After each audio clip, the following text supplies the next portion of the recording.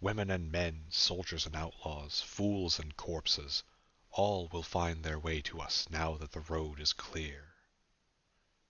The Narrator, Darkest Dungeon. The Daily Grind, Chapter 149. 2 days later, James and Anesh arrived at their destination. There was a certain tension at the end of a road trip, at the end of any long journey, really. This feeling that you were almost there, where no matter how many miles were left on the map, your body decided it was time to get out of the car, now. That the trip was over, and that it was just it. No more. No more car, no more road, no more to any of it. For James, this feeling hit when they were off the long haul of the highway, off the smaller local thoroughfare, and he was in the process of trying to remember that you couldn't go 90 miles an hour when you were trying to find a specific residential neighborhood. For Anesh, this feeling had started half an hour ago, and he was resorting to bribery to try to desperately get James to stop. Look, a gas station. We need gas, right? They did not. When that didn't work, he shifted gears. Hey, how about lunch? There's a steakhouse over there that probably isn't great, but I bet they've got bathrooms? Or a park where we can eat our food. Please, look at the park, James. It has trees. He wasn't wrong. It did have trees. James was left feeling a little weird in this small town that Elle had come home to, specifically because of the parks. Not just that they looked somewhat more unkempt than he was used to, but also just because park seemed to be the same thing as empty lot that no one had ever built on, so I guess it's a park now. He felt almost spoiled coming from where he did. I know y'all want to get out, James calmly replied, even as Rufus tried to steer him from his head, keeping his eyes forward despite the Striders' efforts. But we are literally almost there, like one more left turn almost there. Anesh didn't stop fidgeting, but he did wait patiently for the pickup truck in the oncoming lane to go by, and for James to take the turn down the street to the address that they had been given a week ago. When James pulled up to the curb in front of a pale blue 2-story house with a worrying number of lawn flamingos in the middle of a blossoming garden, and a half-intact car in the driveway, Anesh practically dove from the vehicle as soon as he parked. James was more reserved in getting out, stepping out and leaning on the roof of his car with a grin. He had chosen a garish floral print shirt for today, and the bright colors of it were practically radioactive in the beating Tennessee sun. "Hey!" he called out to the driveway, and winced as there was a thunk and swearing from underneath the hood of the car. The swearing was followed by a metallic clatter as tools and parts were pushed aside and Elle slid herself out from under her current project, glaring at first and rubbing her elbow, but her angry look didn't hold up long once she spotted James leaning on his own car. Her face went through a lot of feelings in a short time frame, and James realized that himself of a year ago wouldn't have noticed half of it. Relief that they'd showed up, bitterness reflected inward that she had needed to ask for help at all, amusement, probably at his shirt, and then covering it all up as fast as she could manage with annoyance. "This is the car you bring?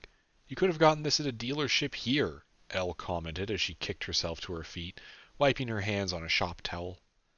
James never figured out what that was supposed to do, exactly. Her hands were still covered in oil stains, along with the rest of her. Smudges on her nose from where she'd probably tried to scratch an itch, and a dozen marks across the overalls she was wearing, some of which were obviously idle doodles from the artist and not accidents.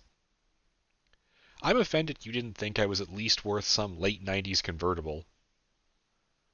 "First off, don't question my car, child. Second, I wanted to take a vacation. Third—" "There is no third, just those. Road trip, across some mountains," James replied, still grinning as he tapped the roof of the car. "Wait, I thought of a third one. My dad had a late 90s convertible. It was the worst thing in the world to ride in. I don't think they had designed seats back then." Elle rolled her eyes. "I am literally offering you the best road trip of your life. What could some mountains offer in comparison?" James and Anesh, who had more or less gotten past his euphoria of escaping the passenger seat, both looked over the horizon in the distance, mind going back to the sight of blazing orange and gold sunset over the peak of the Rockies. light weaving in beams through the canopies of shaded green as they drove in and out of tunnels of trees, catching glimpses of the sky on fire until they exploded out onto an open ledge, and the entire world lay before them, waiting to be explored in all its enthralling splendor. The mountains were pretty cool, Anesh offered. Well, I'm glad you had fun while I lurked around trying to solve a cryptic mystery. Elle scowled at them, and it was unclear if she really meant it or not. All mysteries are cryptic, James informed her, letting Rufus down to the lawn and muttering at him not to play in the road. Yeah, well, this one's worse. James nodded sympathetically. Yeah, you said you thought something weird was going on. What's up? No idea, Elle sighed. Well, what made you suspect something was wrong? Anesh asked. Missing people? Weird happenings? Anything like that? Nope. Nope and nope, Elle shook her head. I mean, there might be people missing. It's hard to tell. The town is kind of small, but I really don't know most people, especially since I've been gone a while. Nothing weird is going on except the kid that no-scoped me as a wizard. James put a hand up to his mouth as he thought back over her words, idly biting his index finger. So, nothing weird, no signs of activity, just a hunch, huh? Have you been back into the local dungeon since you got home? Hell no, Elle said. My car's in pieces. She gestured to the ongoing engineering challenge in her driveway. Also, did you know the price of ammo has gone way up lately? I can't even... Yes, Anesh said, with a 1,000-yard stare, cutting her off. And we can't even duplicate it anymore. Okay. Elle blinked and then shook her head. Anyway, I haven't gone in to check it out. I had to get my lifeline here back, and then I guess I was waiting for you. Turns out it does feel a lot safer when you got someone watching your back. Don't I know it, James nodded. Well, hey, no worries. We'll be here for a week at least, so we can keep our eyes open. If it is the dungeon, we'll find answers in there, hopefully. I guess. It just feels weird, Elle said glumly. What does? Being here. Being home, I guess. You don't need to know. She shrugged, seeming to shrink down into her mechanic's garb as she lowered her head. James knew, though. Like it hasn't changed at all, he said quietly. But you have. You've changed so much, learned so much, gotten so much better, and everyone expects you to be the same, and you can't explain to them that you've outgrown who you are and who they want you to be. That it's not you, it's them, and it's them because they're exactly like you left them. This, happened to you too? Elle said in a shaky voice, while Anesh looked at James with sad eyes and a concerned frown. With the office? Nah, with the dungeons I dragged everyone that mattered to me along for the ride, James said. He gave a nervous laugh. This happened to me with college. Fuck, yeah, Elle slapped the leg of her overalls. That's why it feels familiar. It's just so much worse. Well, you did help us do a small war. James wiped sweat off his forehead, the afternoon sun continuing to cook him while they talked. Then, very much wanting to change topics, he shifted the focus of the conversation. Also, you have clearly been at this for a while. What is this? He asked, waving to Elle's project car, a bright red, if slightly dinged up, body, hood popped open, a half-dozen manuals scattered around it showing Elle's ongoing progress and learning as she went. She turned back to the car with clear satisfaction in her eyes, also glad for the subject change. This is an actual car, child, Elle informed him. 92 Mazda Miata, slightly modified in a boring and frustratingly difficult way to have working air conditioning, heavily modified in an arcane way to have slightly more horsepower, torque, acceleration, and fuel capacity than it should. Anesh perked up. Exhausted as I am from driving since 4 a.m. to get here, I really want to know about those things, he half-asked her. Well, the engine is, somehow, a 16-cylinder monster, Elle told them, circling around the hood and motioning the two boys over. James strolled up to the unfamiliar driveway, hands awkwardly in his pockets, as he looked down at the machinery he did not understand in any real way. I don't know its actual displacement because I don't know how to calculate that, but between the engine itself, a set of ball bearings that double the amount of torque the car's internals can safely handle, and this part of the drive shaft that I am... Elle cleared her throat. Attempting to figure out how to install. I bet you anything I can outpace your dumb mom car. Elle, James rubbed his hands together, I understood almost none of that. I have skill points in fixing Jettas and nothing else relevant. Jetta. That's what I said. That's not how you pronounced it. Don't lie to me. Elle reached into the open hood and tightened or loosened something that was presumably important. Look, I was an art school dropout before I was a mechanic. If I can pretend to learn this, you can too. It took me 2 weeks to figure out I didn't even have the right-sized wrenches. James glanced at the candy-red chassis of the car in front of them. I can't help but notice that you picked yourself a late 90s convertible. Early 90s, Anesh corrected him. She said 92. Also, can I back you up a bit? How do the ball bearings impact the entire car? Magic? Elle shrugged. Same with the driveshaft rod and boosting acceleration, I guess. I install it, its effect spreads over the whole unit or something. It's kinda cool, cause half the time the parts don't have anything to do with what their actual function is. Now it was Anesh's turn to have a light headache. All right, fine, he conceded, not wanting to get into a debate on how the dungeons did what they did right now.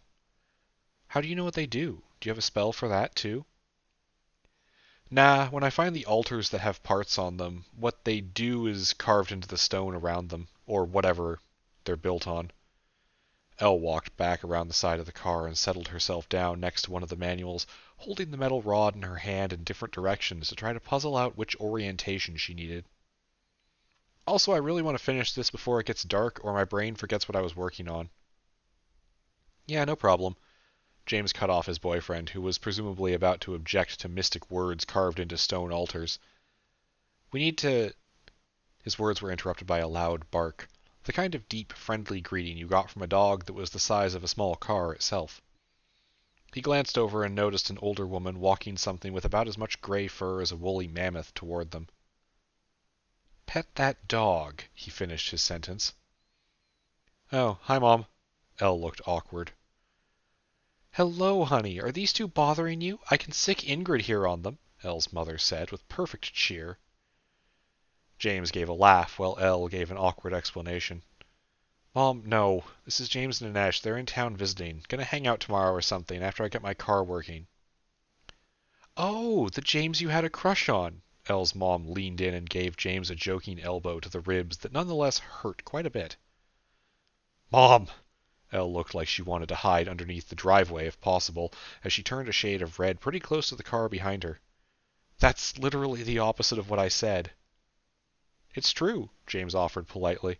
When we first met, the first thing she did was shoot me. Eleanor! Her mother looked chagrined. That is also not true, Elle yelled at James now. Anesh tapped him on the shoulder and whispered in his ear, Yeah, that was technically the second time. The first time was you and Alana failing to explain yourselves properly. You're not helping, James whispered back. Mom, please stop embarrassing me in front of my friends. Elle's tone was almost... Was that petulance in there? James tried very hard not to smirk at the reminder that Elle was younger than him sunk in. We're just friends. They're dating. I don't have a crush on any of them, okay? Elle's mom stepped up in front of James, still holding the leash to a dog that was currently giving curious sniffs to a nervous-looking Rufus. She looked up at him, almost a full head shorter than he was, and gave him an interrogating look that made him almost instantly uncomfortable. Eventually, after what felt like a decade of gazing, she stepped back and nodded. You have kind eyes, she said sagely, before stepping in and folding James and Anesh in a hug, made awkward by the dog leash by way of approving greeting. And, while hugging, whispered in their ears, If my daughter gets hurt, no one will ever find your bodies. Before stepping back, still wearing that all-knowing mom smile, and telling her daughter, Well, have fun, Eleanor. Make sure you clean up before dinner time. Come on, Ingrid. Clicking her tongue and pulling the curious dog up the front porch into the house. There was a moment of quiet where the only noise was the distant roar of cars on the highway and wind in the sky. Well, James stated, that was weird. Is your mom... Anesh started, but couldn't find a good noun to finish with. Never mind it. Oh my god, I'm going back under the car and I'm never coming out, Elle announced. Go away, leave me to my shame. Oh, don't be so dramatic, James laughed at her. That could have been way more embarrassing for you. Anyway, we need to go find a place to stay for the next few days.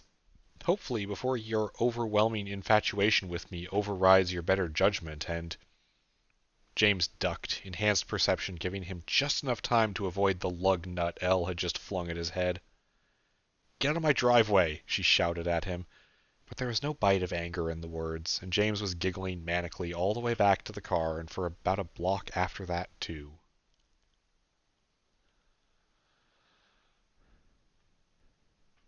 How's he doing?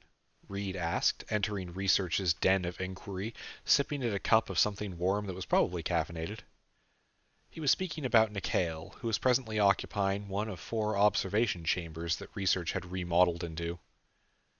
Previously, the basement they were in had held what could best be described as a vault.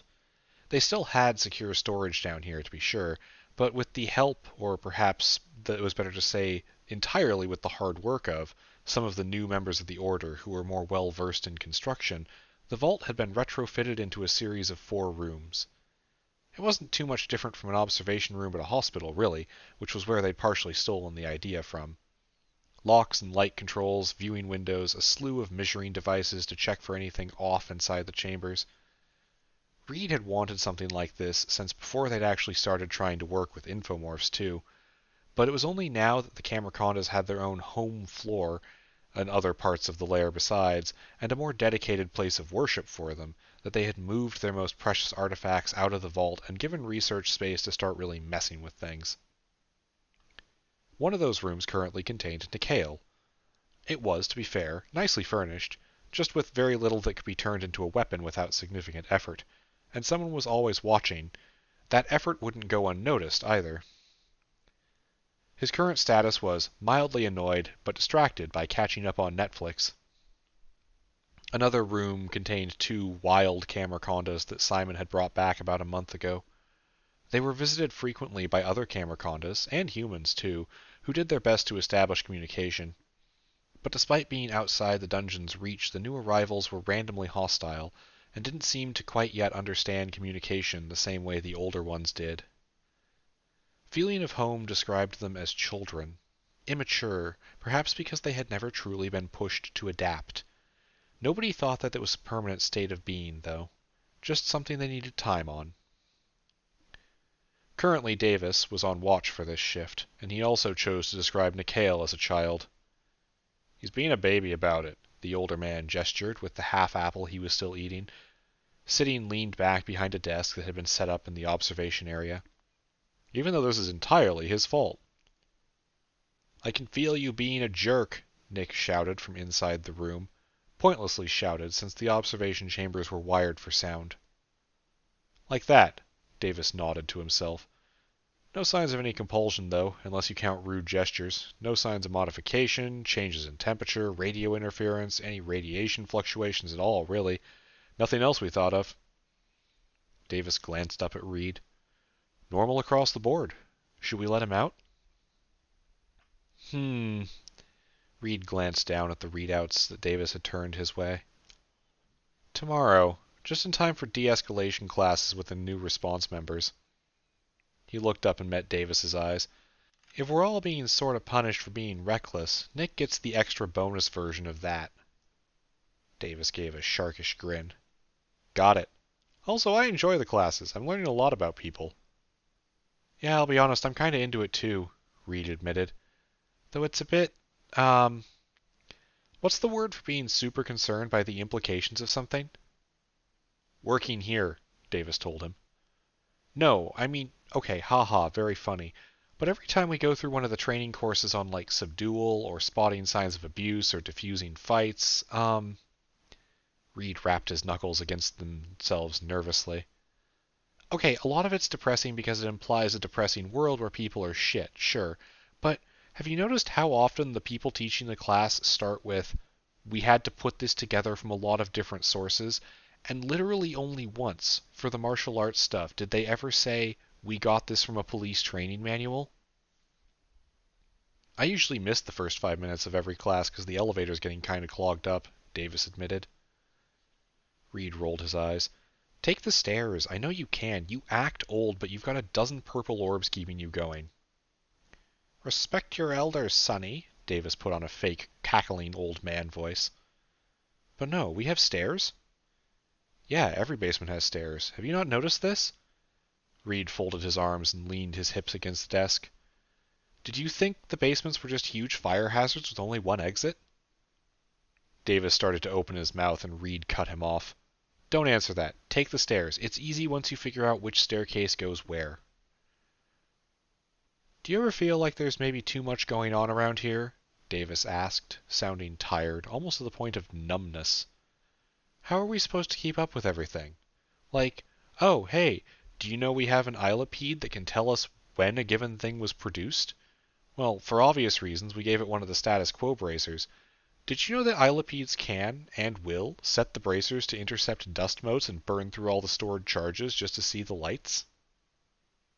That's cool. Also, Sarah has a podcast. That might help. I bet she'd love to know that, Reed offered, but then shook his head.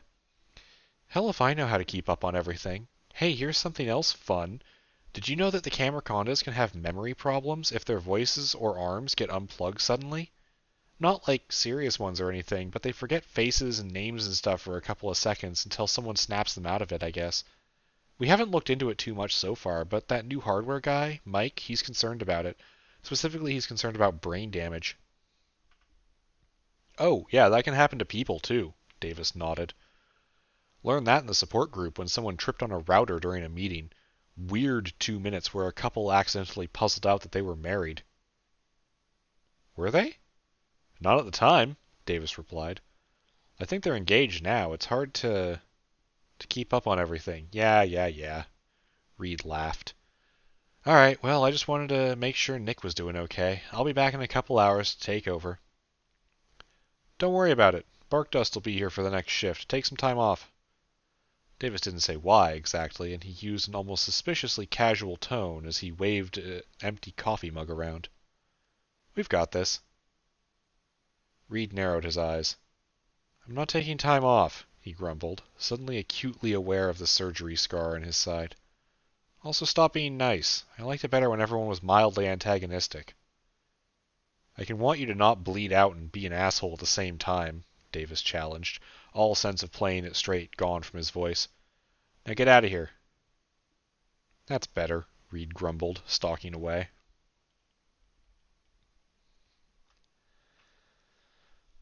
James and Anesh pulled into the parking lot of one of two currently open motels in the city. Well, they tried to. The parking lot was packed, despite the vacancy sign being on, too. So what ended up happening instead was that Anesh headed off to find somewhere on the street to park, while James moseyed inside to get them a room. Just making sure, he started as he came to the front counter. You do have rooms open, right? Oh yeah, the old guy nodded. We've got like 2 rooms filled right now. It's the off-season. James's follow-up question about who the hell decided to pour cars into the parking lot like sand down an hourglass vanished from his head as something much more interesting came to light. Oh yeah? He asked, raised his eyebrows. What's the on-season like? Same as now, but with a couple college kids that got lost on their way to spring break somewhere else.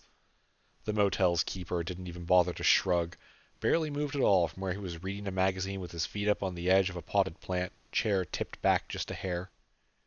You want a room? Yeah, for about a week, maybe more, James said in amusement. Cheaper if you pay up front, the old man told him, still not moving. More expensive if I leave early, James countered. The old guy grunted and finally put the magazine down. He rolled his chair over to the desk and gave James a short page to sign and a bill, followed by a pair of room keys.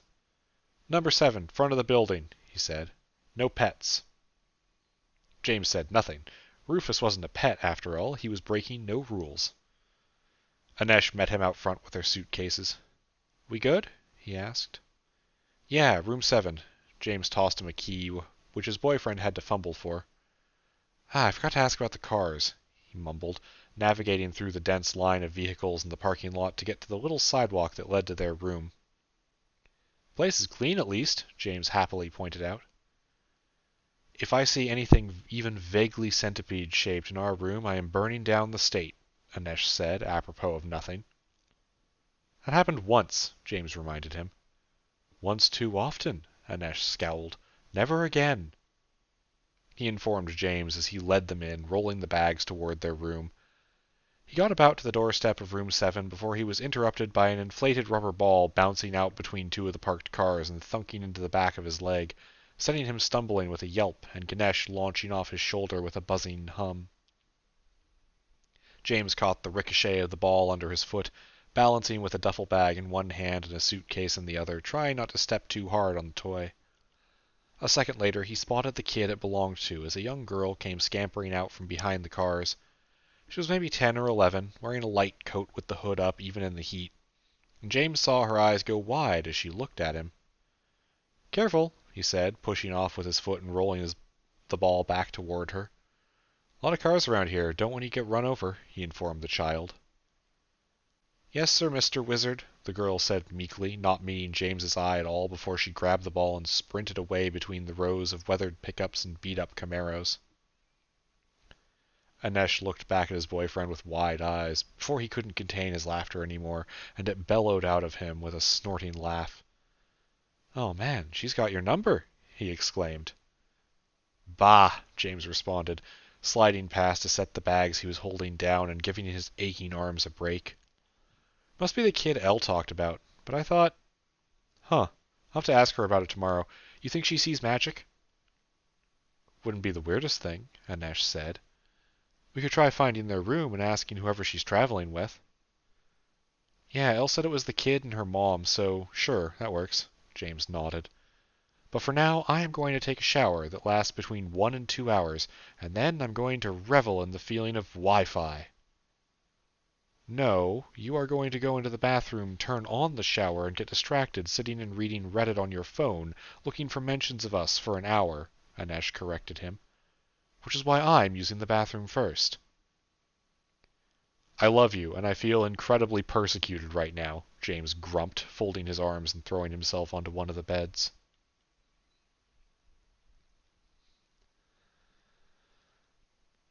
Karen sat in her office, doing her best impression of someone who was focused on her work, not at all interested in what the hell her daughter was thinking running off to Australia of all places, and when... Karen set aside the pen she realized she was threatening to snap in half, and calmly tapped the world's most useful object to the stack of papers in front of her to reorganize them. She took a deep breath. All family issues aside, Karen actually was having a frustrating evening. The problem, as so many problems eventually looped back around to, was money, and while she wasn't nearly as eager to shatter the worldly systems of finance as James was, she did have to admit that keeping the budget for this place was a challenge she could perhaps do without. Her attention had been split a lot harder toward the accounting side of things, since any attempts at recovery had largely gone nowhere. And while the decoding of status quo's documentation continued, slowly, and would eventually, hopefully, come up with something useful, Karen just wasn't part of that project anymore. No, these days, she left the missing persons searches to the growing expertise of Response, and their increasing control over mind-linked scout drone swarms. Instead, she just tried to keep the power on and the parking lot intact. The thing that was killing her, ever since she had found out that the Order had access to a duplication machine, was that Karen had assumed they could solve every financial problem they'd ever have. Then, when James and Anesh and the others who controlled what went into the machine and how the output got used didn't solve those problems, she wrote long, long reports on high-value, low-volume materials they could be copying instead to stabilize their situation long-term. She'd missed something, though, while she was busy being angry that they weren't creating chunks of platinum, which was that the duplications were very limited, and what they chose to duplicate was, in fact, very intentional. Practical things, safety and knowledge for their members, improvements to their properties that helped everyone, immune boosters, muscle growth enhancers, the cure for cancer. James had self-mockingly informed her that when they'd started they duplicated bullets, and Karen didn't know whether to laugh, cry, or simply try to strangle him and cut the problem off at its source. Now, though, they replicated telepads and used them to fuel the most rapid emergency response unit that was possible. It was a very frustrating thing to work with exceptionally smart people who had slightly different priorities than you, because it was hard to argue that they should cancel a print run of 60 orbs that made a human immune to cancer forever in favor of, what, printing a few bricks of gold? What did gold matter in the face of that? Also, Karen had been informed that the lair had a vein of gold, specifically loads of the stuff, formed in sizes well beyond what was normal. Karen had checked. It seemed as if someone had looked at what a standard native metal deposit of gold would look like, saw that it had a lot of quartz and pyrite in there, and shrugged and replaced all of that extra stuff with more gold.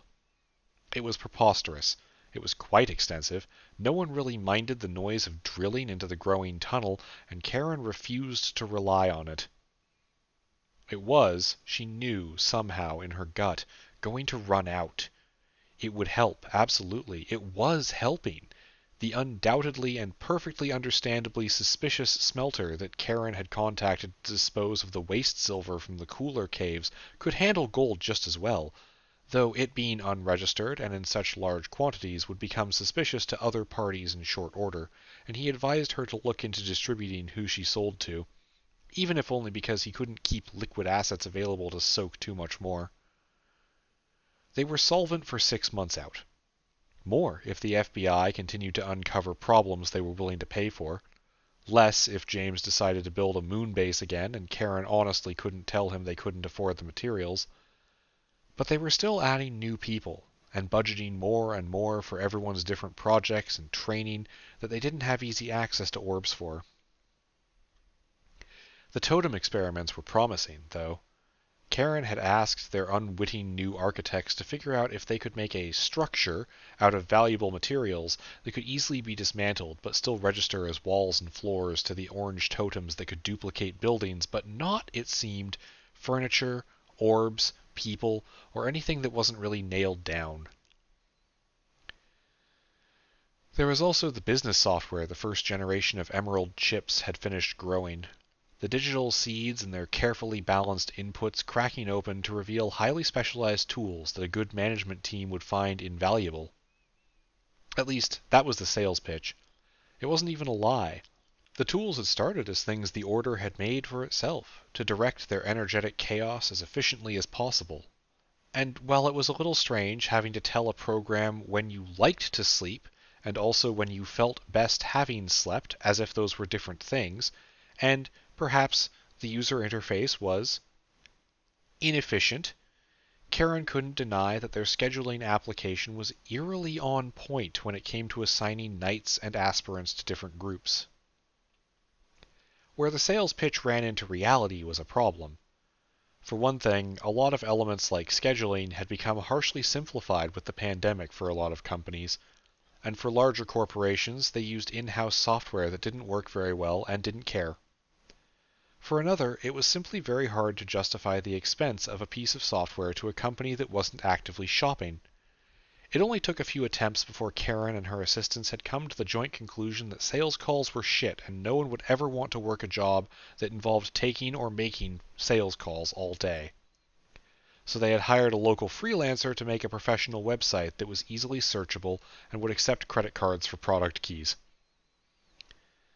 The games that a few people had set to growing, mostly the high school students and James when he thought no one was looking, were still germinating. Karen was reasonably sure most of those would not make it to a finished product stage ever, as they clearly were going to need more input data than more utilitarian tools would. But she'd set them up with a developer account on Steam anyway, just in case somebody wanted to take one of them to market. Overall, it wasn't an income stream like she'd been hoping for, though it did bring up an interesting thought. Why not simply sell the chips directly? They weren't personally empowering magic like the orbs or books were. They could obviously be abused, but Karen wasn't stupid. Even the simple efficiency programs and office tools they were offering could be abused. Any increase in the efficacy of an evil system resulted in more evil. She didn't need a degree and 20 years of work experience to know that math. The thought took her down an interesting track, though. The silver was an excellent steady source of renewable income because the dungeon kept resetting in some way. What other resource extraction could they capitalize on that would maybe have more direct benefit without being overly challenging? The printer ink ocean was right out. There were a number of old notes from Alana, and they all ignored the challenge of building a pipeline, factory, and shipping network.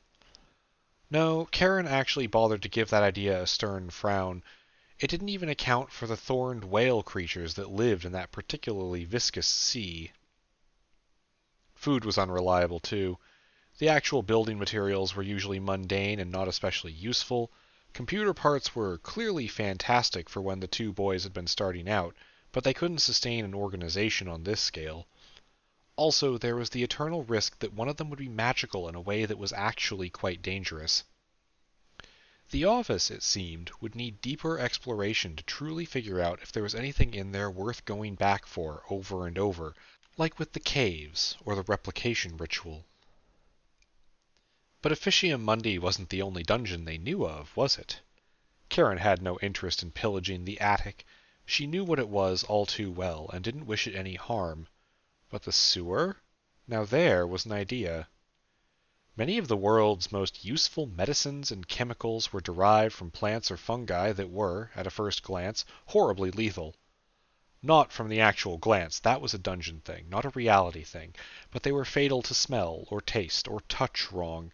And even beyond that, the discovery of new species of biological life often pushed human science forward one more step with each new discovery. Mushrooms and spores, insects, liquids that defied normal physics. Well, maybe they could leave that last one alone for now. But here, perhaps, there was a chance to contribute to human progress, and collect a finder's fee in the process. She started looking into how one would go about capitalizing on discovering a new and hostile species of mold. Then she purchased a few hundred sample vials online and began formatting another list of Delver equipment and a brand new spreadsheet. There was a delve scheduled for Friday, 3 days from now. She'd talked to some people to make sure before then, and all things working out, maybe they could find something that would be a lot more reproducible than the anti-cancer purple orbs.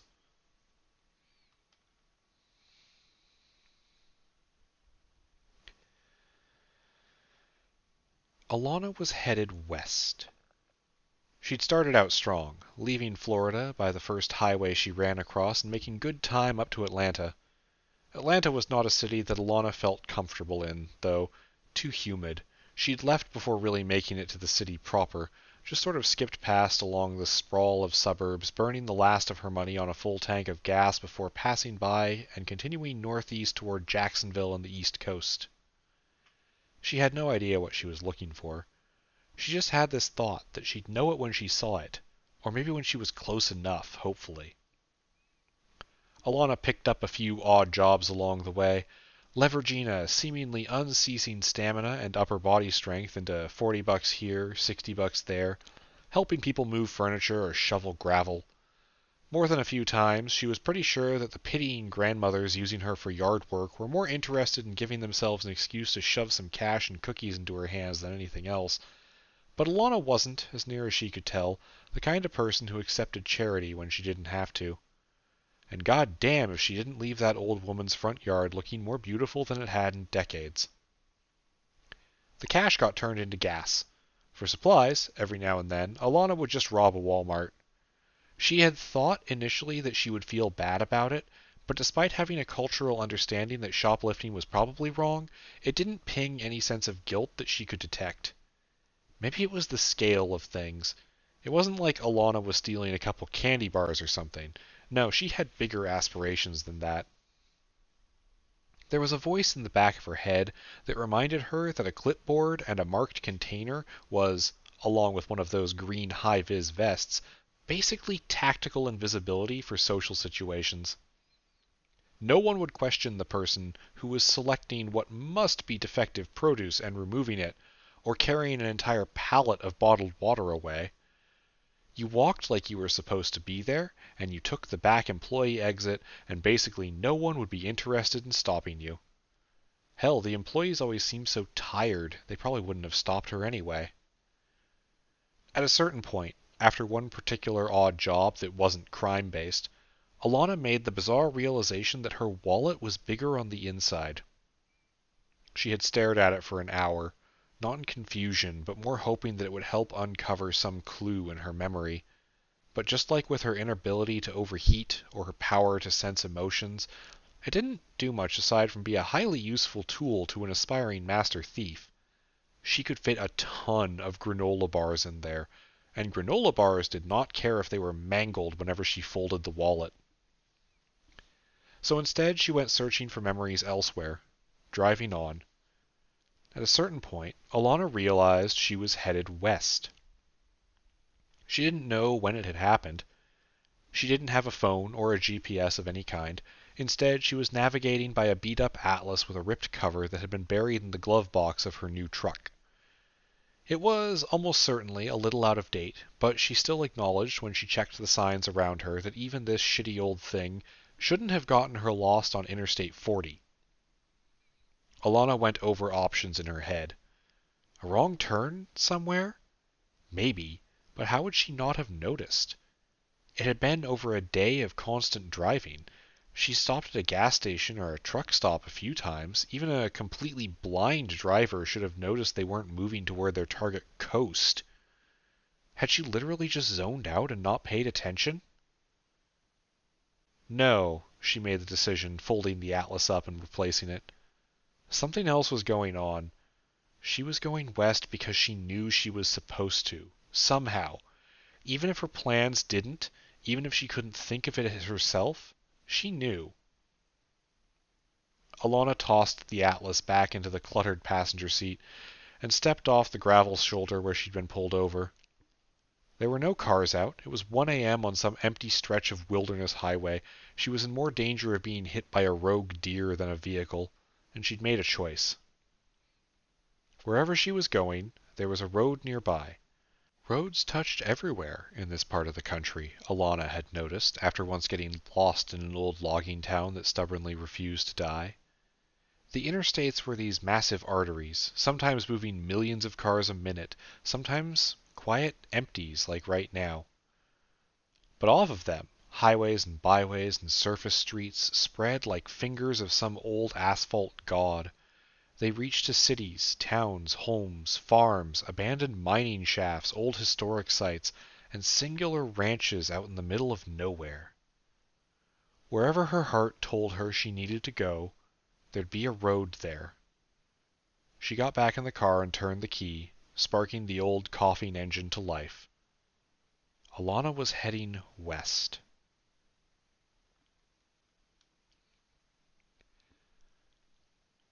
"Okay, what can we expect?" James asked in a soft voice that carried over the low mechanical hum of two engines. Their car was pulled over behind L's mechanically complete abomination, currently looking like a perfectly normal, if slightly scuffed up Mazda, on the side of a freeway under one of the last streetlights for quite some time. It was 89 degrees out. There was no shade to hide in, as the sun was currently down and the sky was dark. It was 2 a.m., and summer temperatures apparently had stopped playing by the rules of logic. Elle was struggling to get a bandolier to stop getting tangled in her hair. She'd cut it short for almost this exact reason, and yet it was continuing to annoy her. The slots on the bandolier were filled with neat rows of red and copper shotgun shells, ready to go for the break-action double barrel she had flagrantly illegally displayed in her passenger seat. In contrast, James and Anesh were already set to go. The parts of their armor they could comfortably wear while seated in a car were on. Their weapons were cleaned, checked, and ready. They had a lot more practice, though. Elle looked up at the question and clicked her tongue with a grimace. "I actually don't know if I should tell you," Elle half questioned herself. "Why, though?" James spread his arms. "We are right here. You can't just tell us nothing." "It's... Okay, how do you get into the office?" Elle asked. "A door," James said. "How you get into everywhere?" Elle rolled her eyes at him, the motion so exaggerated that he wouldn't have missed it even if they weren't standing in a puddle of orange light. "Cool." Her sarcasm washed over them. "That's not quite how this works." James sighed. "Is this going to be weird?" he asked. Is the concept of using a door just native to my state and everywhere else is weird? It's sort of weird. Shut up, Elle bit back. Then she took a breath and in a storyteller's voice explained. There's a feeling you get when you're running away from everything, she said, staring up at the fraction of the moon hanging over the horizon behind them, a white wedge over a field of glimmering lights from the distant city. It's the feeling when you don't know exactly where you're going, but you're excited to be moving. You could probably give it a name, like the Call of Adventure or something like that, but don't. This isn't the kind of thing where a name helps, or where words help. This isn't your kind of art. She glanced back at James and Anesh, who were giving her serious looks. You get into the road by not thinking about what's behind you, or what's ahead. You get there by being a traveler. She cracked a smile. You get there by being here at 2 a.m. on a warm night. I mean, it helps if it's a warm night. Doesn't always have to be a warm night, it just helps. Elle told them with a raised finger, slumping slightly as she got to the end and her story sort of fell apart. It's a pretty damn warm night, James agreed. So yeah, I'm not great with this kind of stuff. I don't know if I can tell you what's in there, or you'll be looking forward to that and not being here. Elle shrugged. I think I can maybe help lead you in, but you gotta at least be lined up right with the door. Oh, the door is the big arch of signs over the highway. It does have a door. You're not special. As for what's over there, I mean, it's road, and some monsters and stuff. I'll show you when we make it. James nodded. Got it, he said, cracking the bones in his neck as he rolled his head from side to side. Tapping his foot on the ground, Anesh agreed. We've got a little practice just driving. He smiled at his partner. We can follow. All right, Elle said. It's about time. She didn't check her clock. Didn't really need to. As far as she could tell, the door opened when it felt like it was time, not according to any actual human timekeeping device. Let's hit it. She didn't waste any more time herself. It wasn't with impatience or a hurried rush that she slid into her driver's seat and took it out of park. After all, if she was in a hurry, Elle probably wouldn't have taken her time to roll down the windows and fiddle with the bass on her radio. No, it was just like she felt she wanted to get moving, so she did. No real need to waste time chatting anymore, when she could be instead flying across the black ribbon of road stretching out into the night. James and Anesh weren't quite so elegant about it. Anesh fumbled his seatbelt the first couple of times. James couldn't get his heart to stop pounding so loud he could hear it. You know, James said in the quiet interior of their car, lit up by the furious red of Elle's tail lights. I didn't think I'd be this nervous when we started. Anesh scoffed a bit, finally getting his seatbelt clicked in. You haven't been looking forward to this? Oh, I have, but like vacation, right? A week of driving and I felt good, and now I'm here and it's like, holy shit, I don't feel like I actually know what I want. James took a deep breath. What the hell is wrong with me? A number of legitimate mental health issues, Anesh reminded him. Hey, we don't have to do this tonight, he reassured James. We're under no pressure, huh? It's not like we're in a rush to do some kind of anime training arc where we turn into improbably muscled versions of ourselves so we can come back and punch God who has kidnapped our cat or something. What anime have you been watching without me? James asked, giving Anesh a puzzled smile. It's an aggregate thing, Anesh told him. All right, James laughed. You know what? Maybe I'm overthinking this. Hey. He reached over and held out a hand, palm up, which Anesh curved his arm around to take. They were wearing the padded gloves that fit into the plated armor shells on their arms, but the shared grip was reassuring nonetheless. You want to go on an adventure? James asked. Yes. And then before James could say anything else, Anesh continued, and this time I'll be picking our soundtrack. No! James let out an uproar of laughter as he pushed the car into gear and rolled out onto the empty road to follow after Elle. He and Anesh were still laughing together as the two cars cut through a line in the air underneath an arch of street signs that didn't match up to any human highway. and they slipped out of reality.